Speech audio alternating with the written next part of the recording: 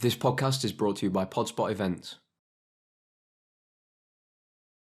Hi everyone and welcome to Able Pod.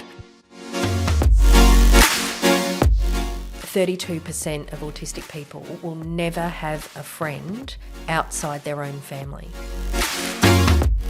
I started creating about these social hubs and we changed our tagline to Be Social Your Way. Ooh. We have over 600 autism-friendly social activities from all over Australia that people can find on our site. Mm-hmm. The Minecraft Club, the soccer club, the surfing, the who wants to go to Japan for a week. The parents' jaws are on the floor. They just keep going. They are way more communicative than they've ever been. They are reaching goals that we just cannot get them to reach. I call myself the Tinder of the autistic community because my whole thing is get people together, connect people, because I'm not precious. There's nothing to protect here. The need is so great. Why would I not shout that from the rooftops to give people access?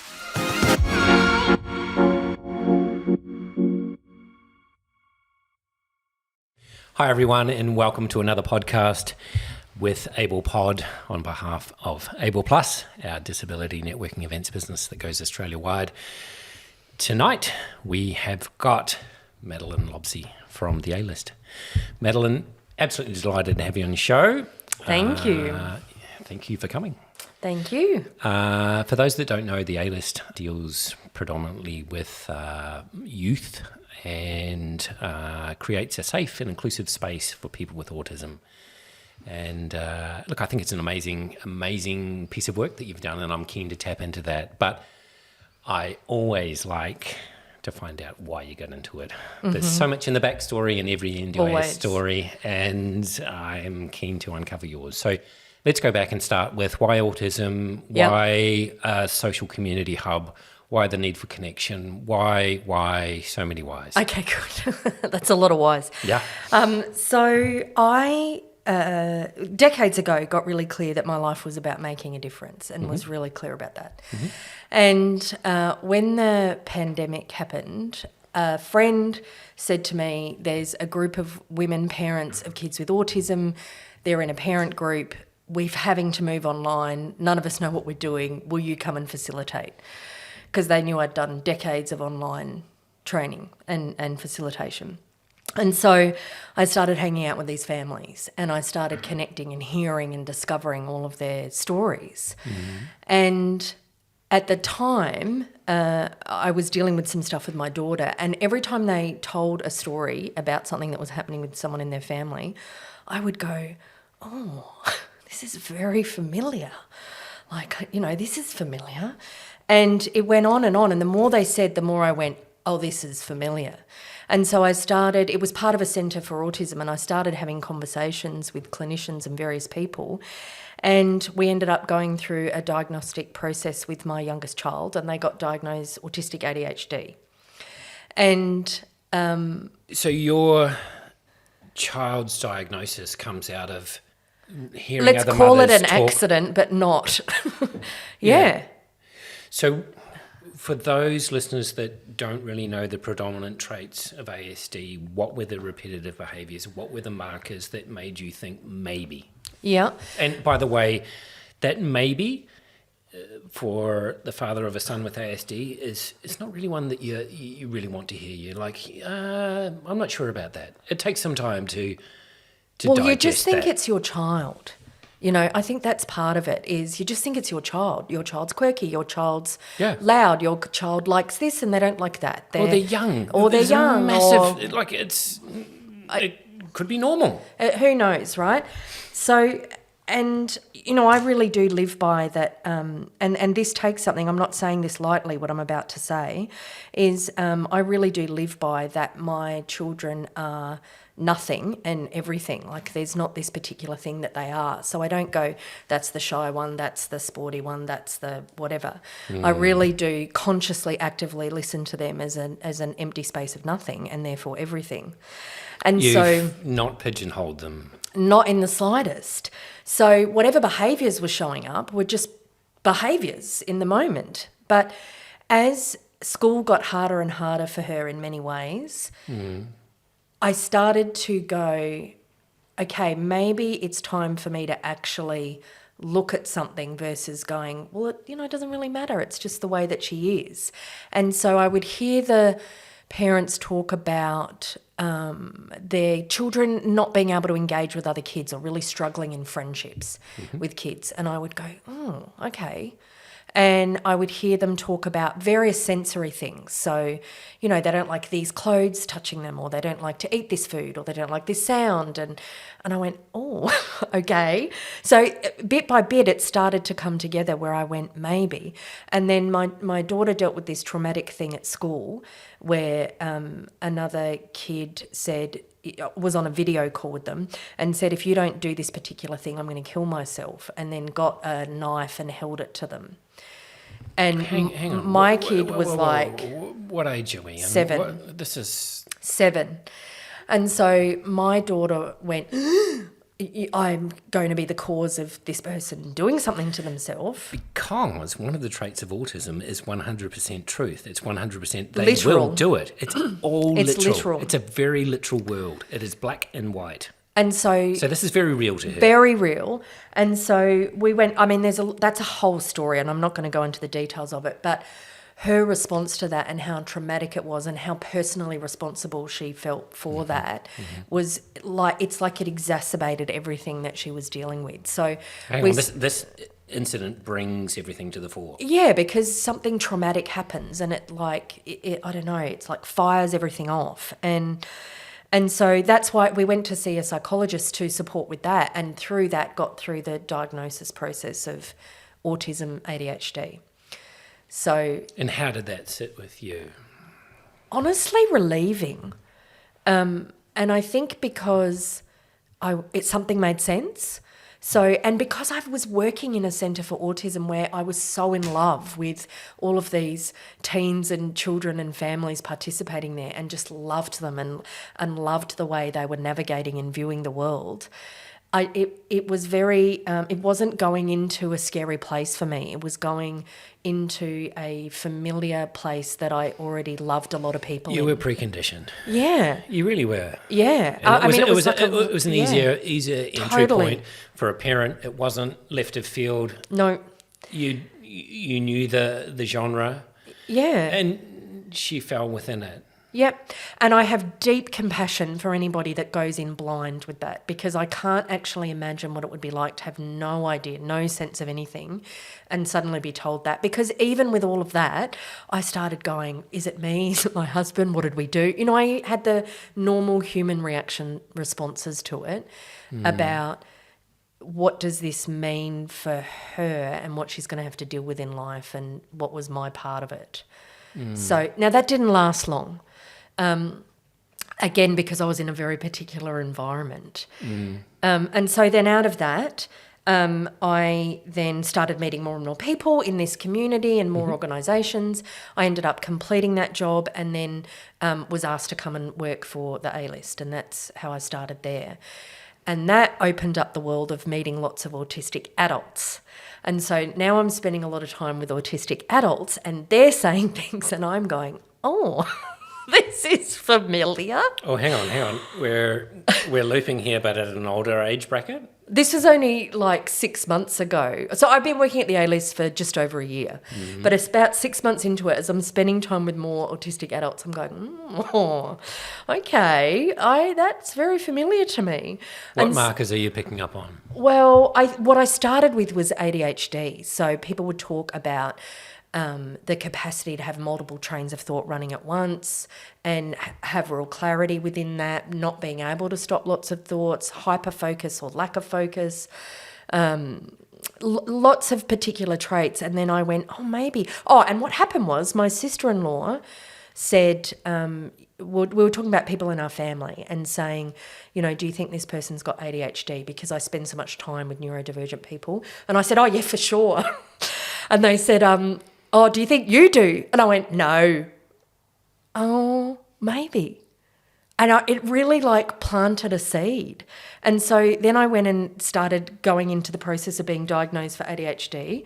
And in the middle of that process, I did it with an amazing organisation because, as everybody knows, the diagnostic process is very flawed and linear, and there's lots of things that don't work about it. And I did it with a great organisation, and I said, look, if anything starts, I don't have a problem with being autistic. So if anything shows up for you that seems maybe I am, we'll do that one as well. We'll test for that too while we're at it, right? You were open to everything. Yeah, I was like, during well, just go for it. Yeah, if it's this, bring that whatever. in too. Let's just work it out. Bring in another psychologist. Let's work it out. Flesh right? this whole thing out. And so within minutes, they went, I think there's quite a lot here that's pinging for autism. And I went, okay, let's just do the whole thing. Okay. And so then I went through various processes with that. But hang on, Madeleine, you're open to being diagnosed. Yeah. When you get into the diagnosis, you're opening up doors again to say what else could be at play. Yeah.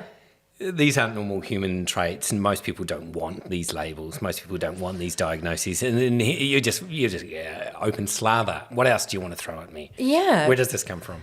I think, well, firstly, I've done a lot of personal and professional development work and done a lot of mastery. You've worked for on myself. yourself. A lot of mastery for myself. What does that look like? You're happy with yourself. You've done whatever you've gone through in life. I just know that whatever added interpretational meaning I'm adding to anything is only an interpretational meaning. And that's where suffering lies. Oh, give me more. I'm liking this, by the way. So, there are people that have horrible accidents and then deal with all sorts of things with their bodies about that. And in reality, they lose their legs or, something happens.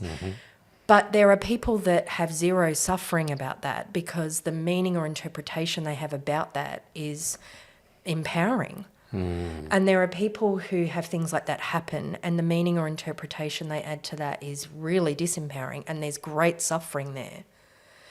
And people who have empowering interpretation can deal with all sorts of things that many of us would never deal with, and it doesn't occur for them as a struggle. It occurs, I don't know what it occurs, you'd have to ask them, but it doesn't occur to them as a struggle.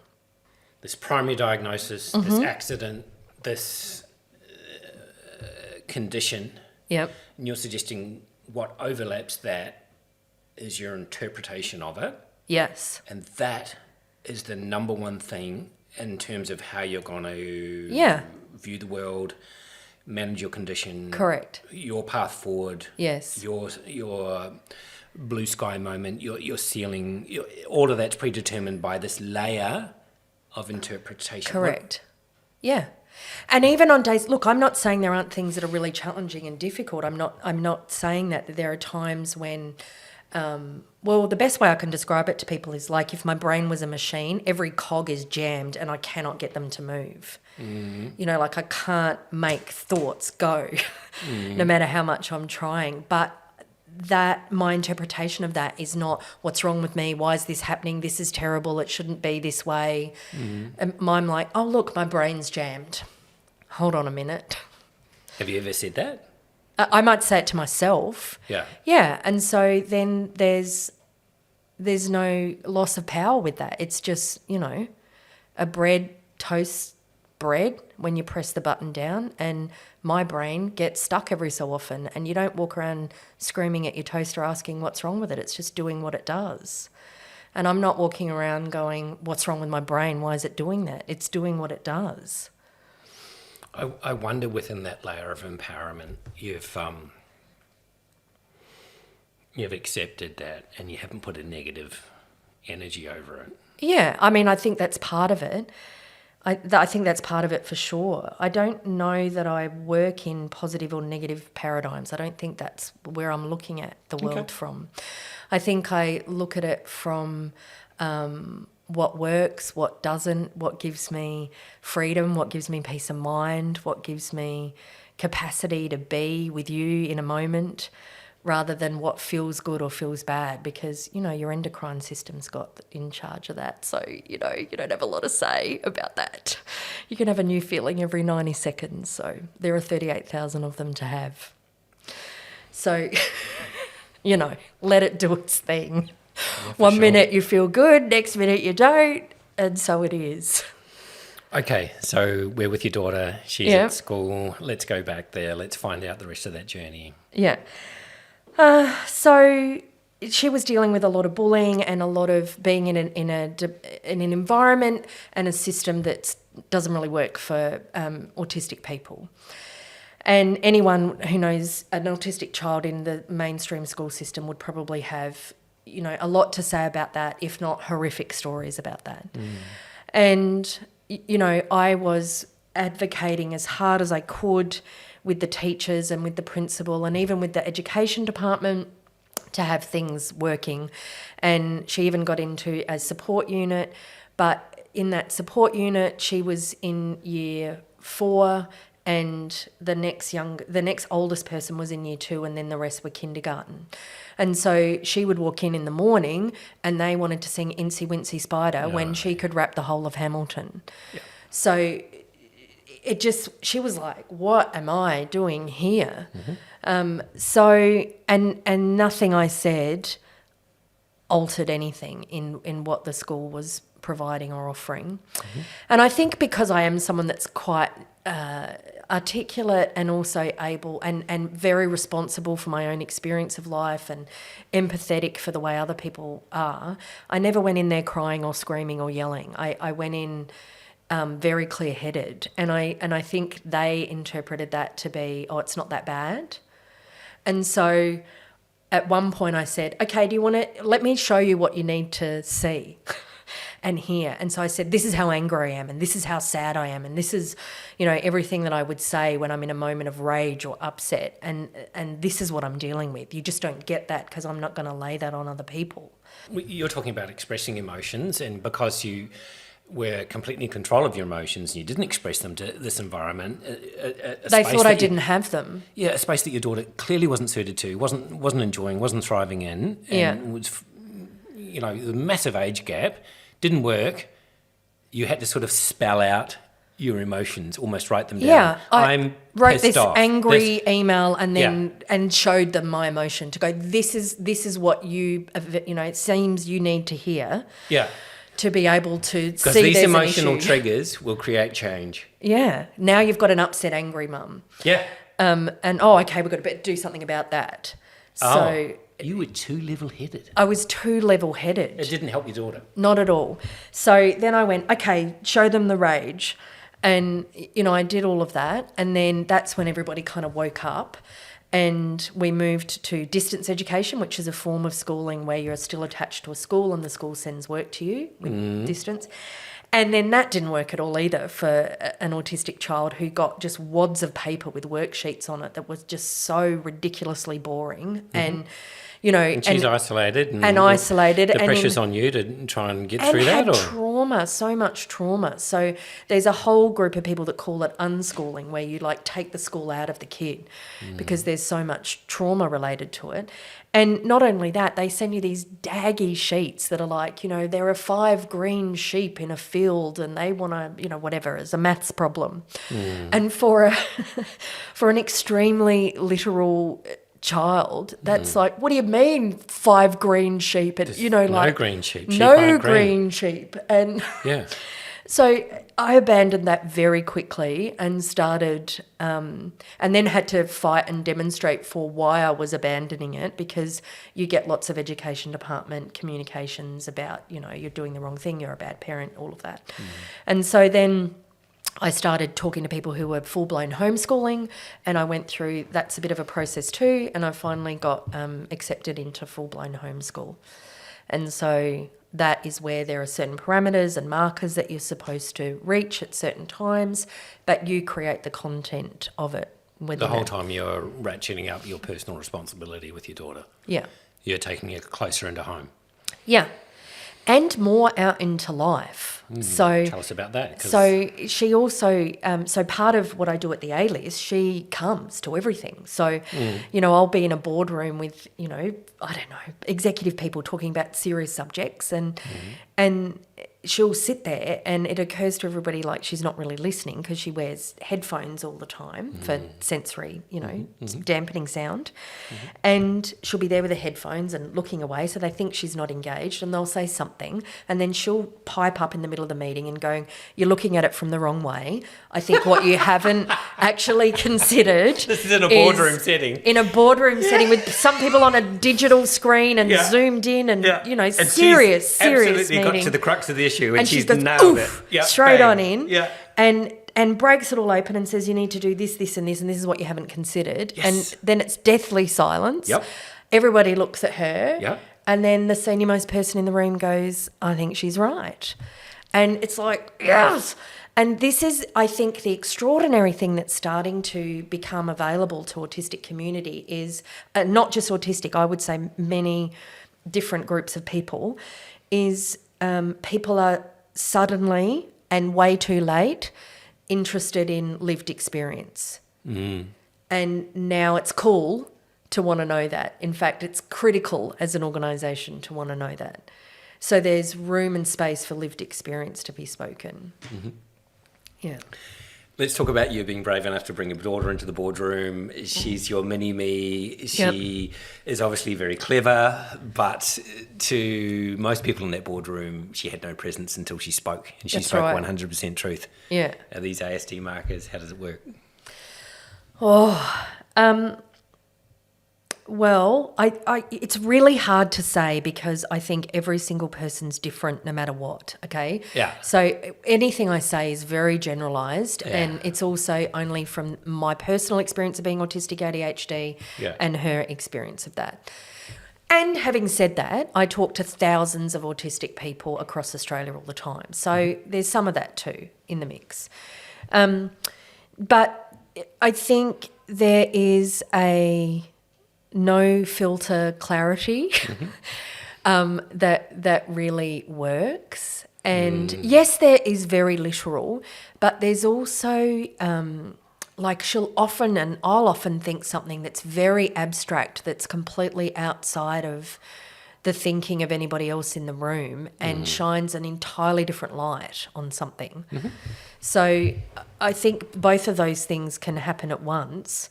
And I also think that she is very privileged to be in an environment where I'm constantly, that her voice matters, her opinion matters, so there is a level of confidence to speak that.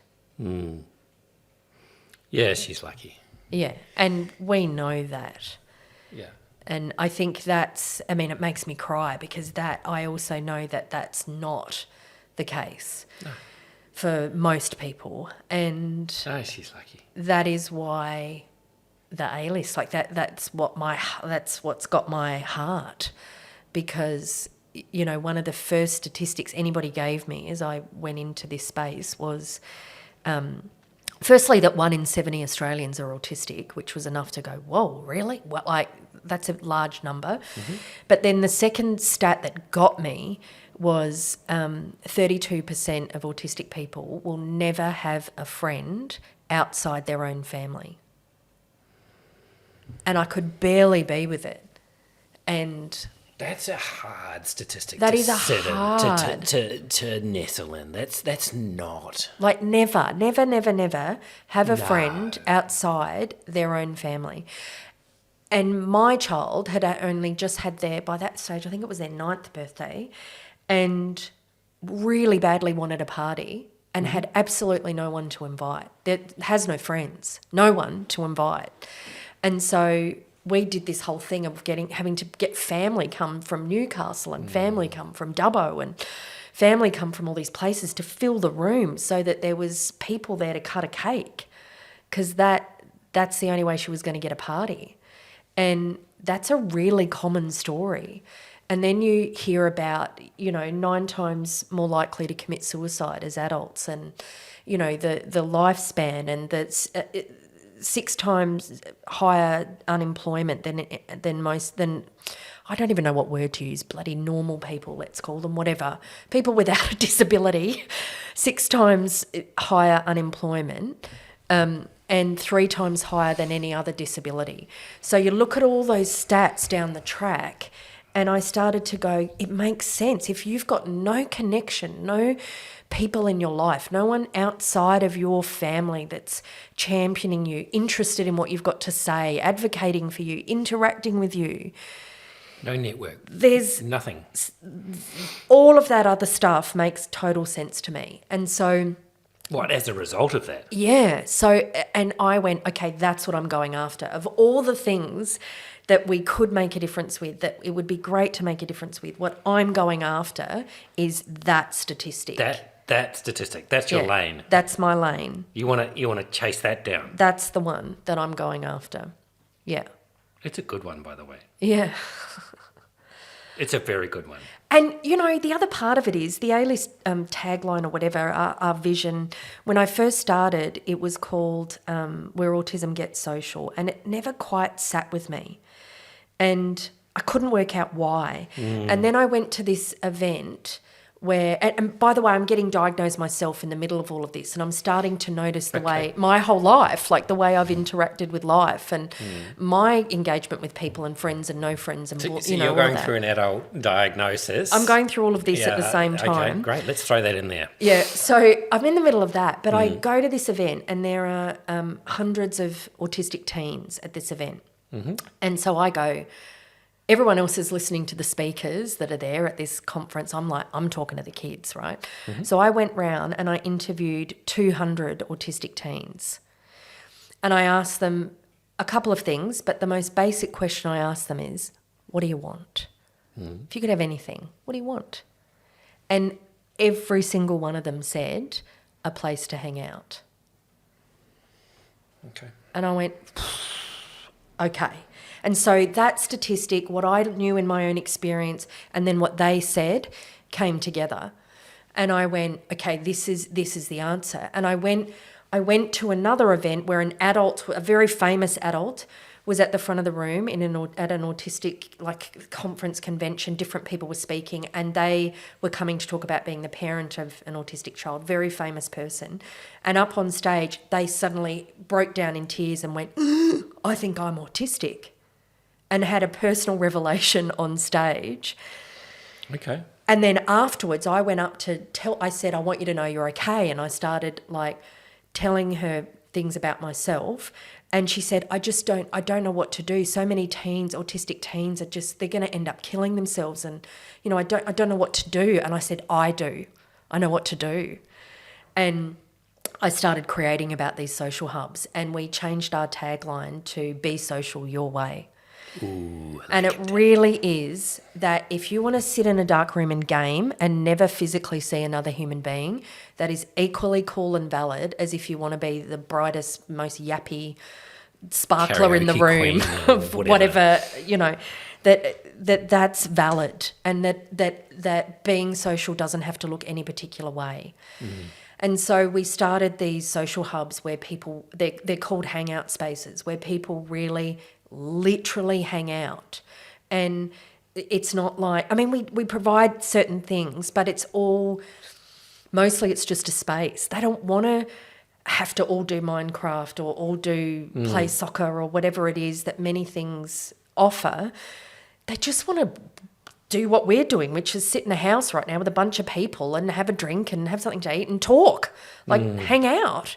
And maybe they want to be the person that's not going to talk that day, and other people will do the talking. Like there's space for all of it. And then they naturally gravitate to their special interests and they start yapping about all the things they care about. And we find out that 5 of the 8 of them all love anime. So we bring in all this anime stuff and artwork, and suddenly it's the anime, you know, group every week or wherever they want to go that builds connection. And so what are they? Yeah, they're looking for connection. they want to be themselves. They want to be themselves. They want to have a voice. They want to be understood. Yeah. They don't want to be judged. No. It's called shared empathy because the other people are like-minded. Yeah, we call it neurokin. Neurokin. Yeah, like when you find a brain like yours, that there's like any group, there's a natural affinity and a natural understanding of one another when you find, no mistake, like-minded people. So yeah, so and parents come and introduce. There's a boy that I love, and he was introduced to me. He's 14, and meet my 14-year-old. He's non-verbal. He's got the intellect of an 8-year-old. Blah blah blah. All the stats that they get told to tell every clinician. Okay. Let me tell you my clinical story of my kid. None of that ever impacts anything I think about them, and. So, and this kid likes to walk. So we're in this space that's got a big oval outside, and he's just going for it. He just walks the whole time. But we don't stop him. We're not trying to make him be any other way. We know he's safe. We make sure he's not going to walk on a road, but we let him go. And the second week that he comes, I just start walking with him instead of, like leaving him walk alone. I just walk alongside him, and we don't talk. We just walk. And then he notices some kids with food. And so I go, "Are you hungry?" And he says, "Yes, I'm hungry." And this is the non-verbal kid, right? "Yes, I'm hungry." He says these words? Yeah. And I say, "Okay." And I go, "Well, I've got some food inside. Let's go get it." We go inside, and he goes, "I'm scared of germs." And I go, "Okay." He's starting to verbalise to you all of his fears and And I needs. say, "Well, look at this. Here's a packet of cupcakes. No one's opened them. You can eat the entire packet." And he's like, "Really?" And I go, "Yeah, I don't care. Eat the whole packet." And so he tries to open it. He can't open it. So I say, "Can I touch it to open it? And then I won't touch the food." Yeah. And he says, "Okay." So I open it up. He puts a cupcake in his mouth. He's happy as. And I say, "Okay, well, now you've got a choice." And he's like, "What do you mean?" And I went, "You can eat every cupcake in here and I will not care. Or you can be a party host." And he's like, "What's a party host?" And I go, "Well, a party host walks around to other people at the event and says something like, 'Would you like a cupcake?'" And next minute, he's walking around handing out cupcakes to all the kids. He now turns up at the hub every week. He doesn't walk anywhere. He comes straight in. He sits down. He plays with all the other teens. They talk. 2 weeks ago, he invited everybody to his birthday, and he came on last week with a tray full of homemade cupcakes to give to everybody for his birthday party. That's so good. It makes me smile. And that's one of so many stories that I can tell you about the opportunity of living life and connecting with other people in whatever way works for you. It's a huge theme for you, isn't it? It really is. Well, thank you for meeting him where he was at and making a non-verbal guy verbal and then making him socially interactive. Yeah. And then watching him flourish.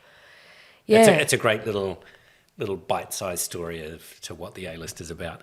How many hubs have you got? How many would you like? Where do you see this thing going? Okay, so right now we have Blacktown and Liverpool and Penrith Lower Blue Mountains. So I'm a Westie. Yep. And there's a crisis of lack of services in Greater Western Sydney. Yep.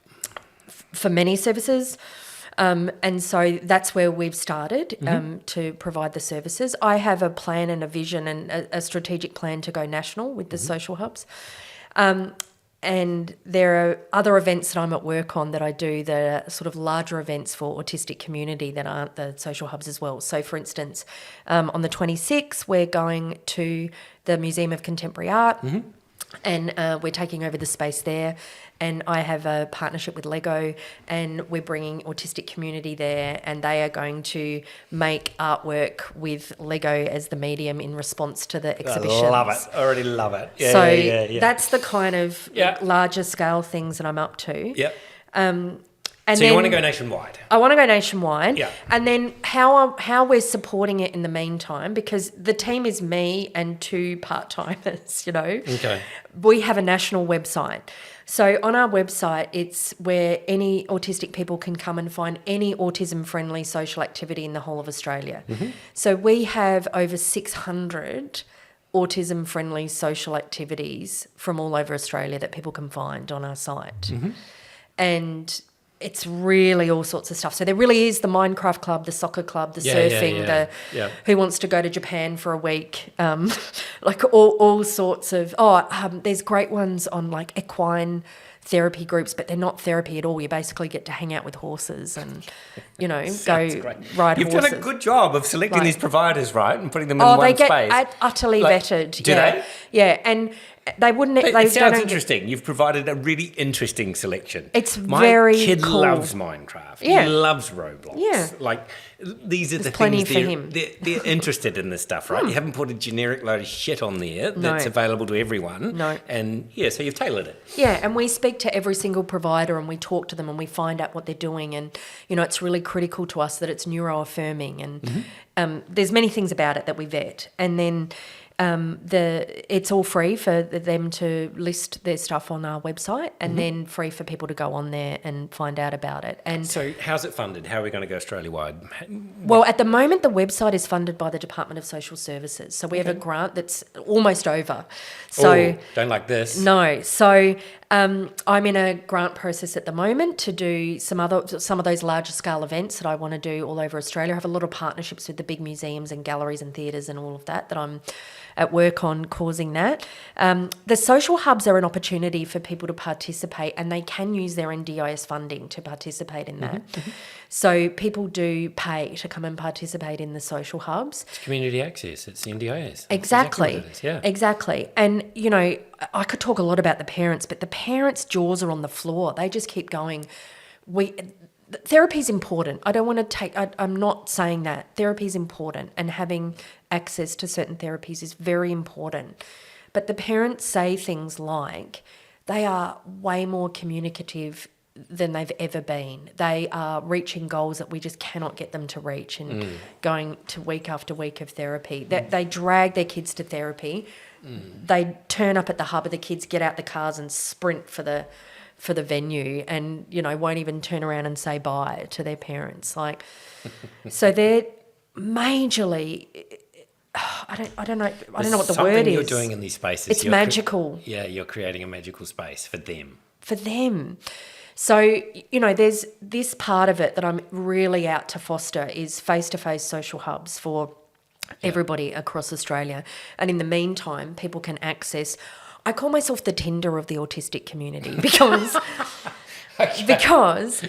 my whole thing is get people together, connect people. So I go, you've got to meet this person and you've got to meet this person. And I put providers together and projects together and families with other, I'm putting people together because I'm not precious. There's nothing to protect here. The need is so great, and there's also so many amazing people doing amazing things. Why would I not shout that from the rooftops to give people access? So, I'm like, let's tell everybody what everybody's doing, and then we'll also tell you what we're doing, and it's all going to work out in the wash. I love that. Thank you so much for sharing the A-list story, sharing your backstory, and giving our listeners an insight into how they can be part of it. Yeah. Let's help this go Australia-wide. Let's hope you get your funding new round granted. Yeah. You're certainly networking and doing a great job on behalf of youth with ASD. Yeah. They do relate differently, and it is beautiful, and nobody's growing in a dark room. So I think there's a lot. There's a lot in community. And I think you're doing an incredible thing, and your passion comes through. Thank you. This has been Madeleine Lobsey from the A-List. I've been delighted to have a chat to you tonight. Thank you so much for coming out on behalf of Able Pod and Able Plus. Thanks again. Thanks for the opportunity.